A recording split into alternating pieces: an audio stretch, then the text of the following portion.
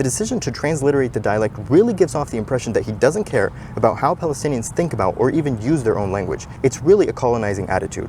Don't buy the book.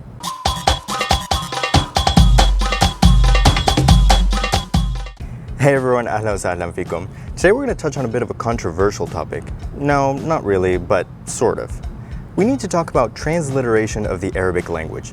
What does it mean, what does it entail, and should it be done? I got the idea for this video because I recently had an interesting exchange with a lexicographer who basically creates dictionaries for a living. We had a disagreement about whether we liked Elihé's Olive Tree Dictionary. If you don't know what I'm talking about, Elihé is a French guy who wrote a few textbooks for Palestinian Arabic, and what's more, he created a whole dictionary of the language, which is the Olive Tree Dictionary, published by the Israeli publisher Minerva Press. But here's the catch. All of Elihé's texts, including the dictionary, are transliterated.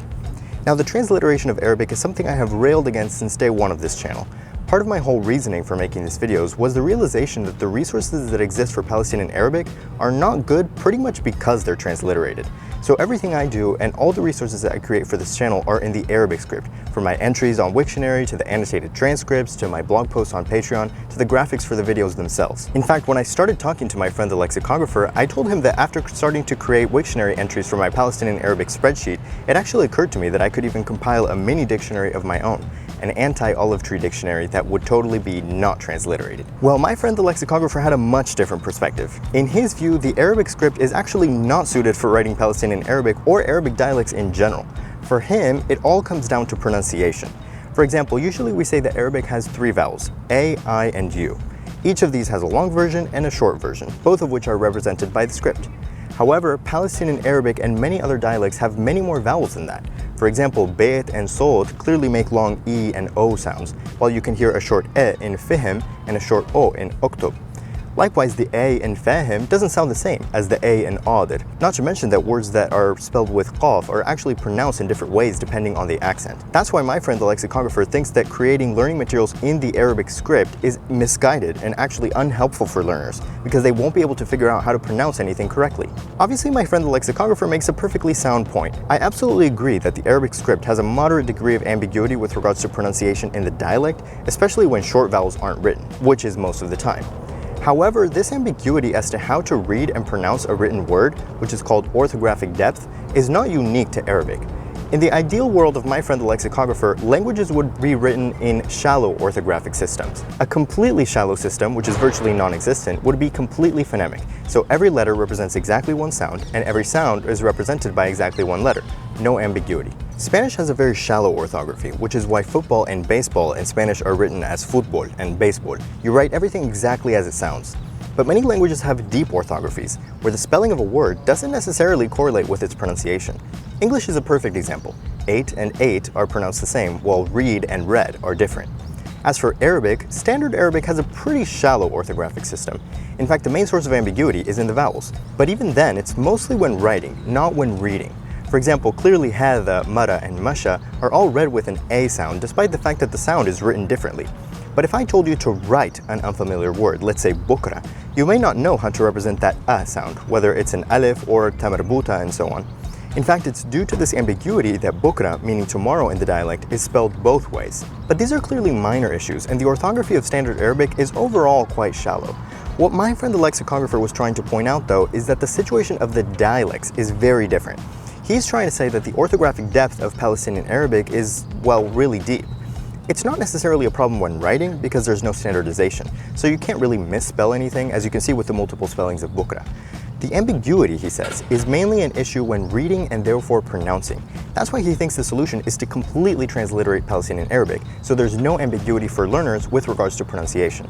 Now, what do I think about this? You already know I'm against it, but here are my official 3 reasons why Palestinian Arabic should not be transliterated.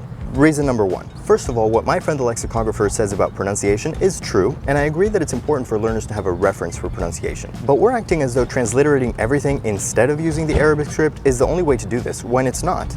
You can write the transliterated text beneath the Arabic script, you can provide a detailed pronunciation guide as an appendix to your book, or as many books do, you can provide audio recordings of Arabic texts. For example, my friend the lexicographer was critical of my favorite Palestinian Arabic resource, Tiedemann's 101 Most Used Verbs in Palestinian Arabic. My friend the lexicographer really doesn't like the fact that everything is in the Arabic script. which is incidentally the reason I like the book so much. But he ignores the fact that the book includes audio recordings of every single sentence in the book. Isn't that so much better than trying to decipher a transliterated text? Reason number 2. The reason it's most surprising to me that my friend the lexicographer is perfectly comfortable removing all trace of the Arabic script from a textbook on Palestinian Arabic is actually that he's treating orthography as though its main purpose, or even its only purpose, is to represent sound, when that's not the case at all. Do you think it's completely random that some orthographies are deep, as though these languages just wanted to spell everything harder for no reason? Are these languages just plain inefficient?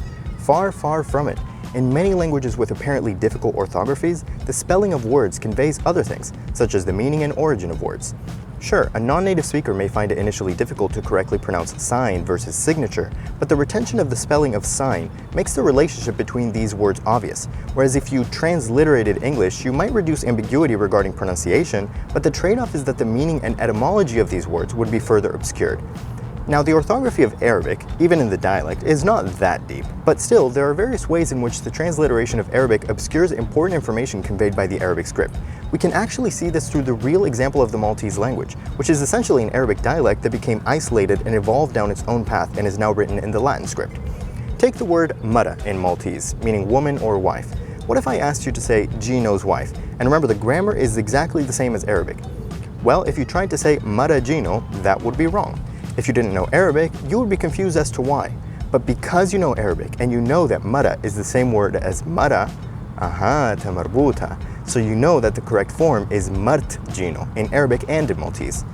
In Arabic, the tamarbuta is pronounced a, but at the same time it tells you that in certain situations it's ta, and it also tells you that the word is feminine. In the Maltese word mara, none of that information is conveyed. Now what if I flip the consonants and give you the word rama? This isn't Maltese, it's just a transliterated Arabic word. If I put mara and rama side by side, there's almost no difference between them. But once you realize that mara is with tamarbuta and rama is with alif maksura, now I know that one is a noun and the other one is a verb. And I know that mara becomes mart Gino, whereas rama in the present is birmi. As you can see, spelling is not just about pronunciation. The depth of Arabic orthography is due to the fact that different spellings convey the function of words and how they change in particular settings. Last example, what if I gave you ara? What in the world is that? Okay, if I tell you it's a verb, can you put it in the present tense? You might say, okay, rama, birmi, ara, biri? Nope. What if I told you that the first letter is actually qaf? Okay, so rama, birmi, ara, biri? Better, but still wrong. Now what if I write it in the Arabic script, showing you that the final alif vowel is actually a consonant, a hamza that is not pronounced in the dialect? Suddenly this word that seemed to only have one consonant actually has all three, and that's why ara in the present tense is bi'ra. Of course you might ask yourself, is all this really important? Well, no and yes. Obviously you can just learn through rote memory that ara is bi'ra. But this makes the language seem way more chaotic and irregular than it actually is, because ara is actually a completely regular verb, but it seems completely irregular when transliterated because two of its consonants are totally obscured in the process. Likewise, the gender of nouns is much less obvious without the tamarbuta, and it would be totally random for the ta to just come out of nowhere. And I know from experience that this sense of randomness is really frustrating, when really all of it can be explained and is clearly represented by the Arabic script. Finally, there's one last reason why I think it's absurd to completely remove the Arabic script from resources on Palestinian Arabic, which I think is the most obvious reason. Reason number 3. My friend the lexicographer claims that the Arabic script is not important in the dialects because they are primarily spoken languages. Here's where I think he simply has a wrong understanding of the situation on the ground. Look, today we assume that everyone knows how to read and write, but that was not always the case. Back when most people were illiterate, obviously the people who could write were highly educated and were writing in Fusha, because the function of writing was to produce important documents like contracts, religious ordinances, poetry, and so on. But especially today, in 2021, when most people are literate and virtually everyone has a cell phone, reading and writing is not limited to highly educated people in formal situations. Plus, not only do we actually read and write more than ever, but understanding the importance of reading and writing for Palestinians especially, most of whom today live in the diaspora, is missing a really important dimension of how the language is used today. So yes, Palestinian Arabic is written, and often. As someone who isn't currently living in Palestine, for example, pretty much 100% of my day-to-day use of Arabic is texting, all of it in the Arabic script. Never in my life have I texted someone in transliterated Arabic, unless I was writing something in English and threw in one or two Arabic words. Admittedly, it's actually extremely common in Lebanese society to write Arabic in the Latin script, especially in digital spaces.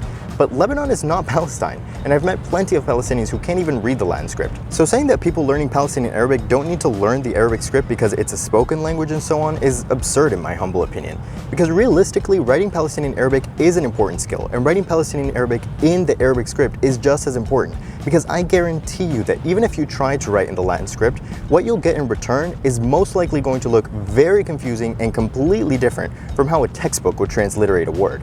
If anything, I would say that reading and writing Palestinian Arabic in the Latin script is an advanced skill, because you really have to know the language by heart to connect the completely unstandardized spellings to familiar words. So there you have it. These are the reasons why I think Palestinian Arabic should not be transliterated. First of all, because the best pronunciation reference is ultimately audio recordings, which many textbooks provide. Second, because the Arabic script conveys very useful information outside of just pronunciation, which would be completely lost in translation.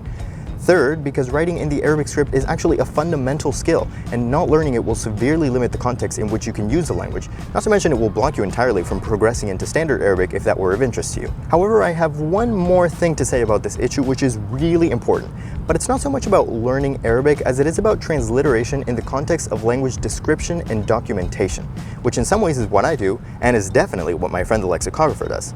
Honestly, I wasn't sure I wanted to bring this up, but at this point I feel like I have a responsibility to do so. We need to talk about ethics. In other words, about showing respect for the language you're documenting, teaching, and so on. No, I don't think transliterating Arabic is inherently unethical or disrespectful. However, in my opinion, Elihay's Olive Tree Dictionary specifically features some unethical approaches to language documentation, and in the context of those, its approach of transliterating the entire language really rubs me the wrong way. To show you what I mean, I'm just going to draw your attention to two examples.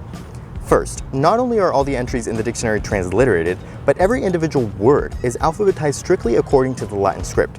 Not only is the order of the Latin alphabet obviously not the order of the Arabic abjad, this is actually not even how Arabic dictionaries are organized at all.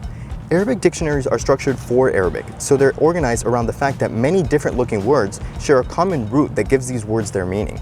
So rather than sorting words according to the Arabic abjad, Arabic dictionaries list roots under which you find the different forms of the root. For example, FHM would list fihim, then faham, and even istafham.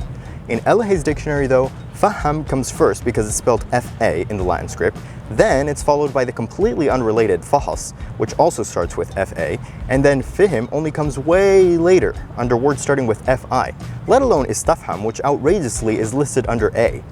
This organizing logic, which is suitable for a European language, obviously obscures the deep importance of the root system in Arabic and makes the dictionary a nightmare to use. For instance, literally all Form 5 and Form 6 verbs, in addition to all the Form 2 masdars, end up under T, while most active and passive participles end up under M, completely separate from the verbs that they're actually derived from. This actually makes it way harder for someone trying to learn Arabic to understand what the heck is going on.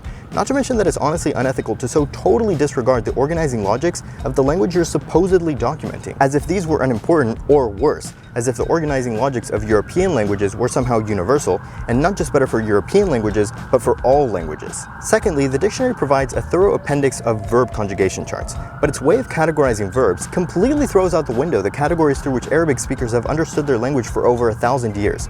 Pretty much any learner of Arabic knows that there are 10 main verb forms, within which you see some variations depending on the root of the verb. In Elihay's dictionary, there are 33 verb forms. Huh? Look, I know the Arabic dialects are not the same as standard Arabic, but treating them as though they're completely different worlds subject to completely different logics is just ridiculous, gratuitous, and unnecessary. How do I know it's gratuitous and unnecessary? Because Elihay actually lists all these 33 forms in the exact same order as forms 1 to 10.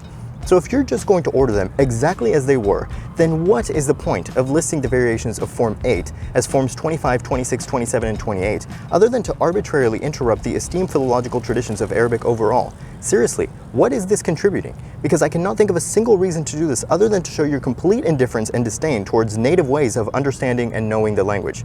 If my initial point was about applying the organizing logics of other languages to Arabic, here we're just breaking the organizing logics of Arabic itself for literally no reason.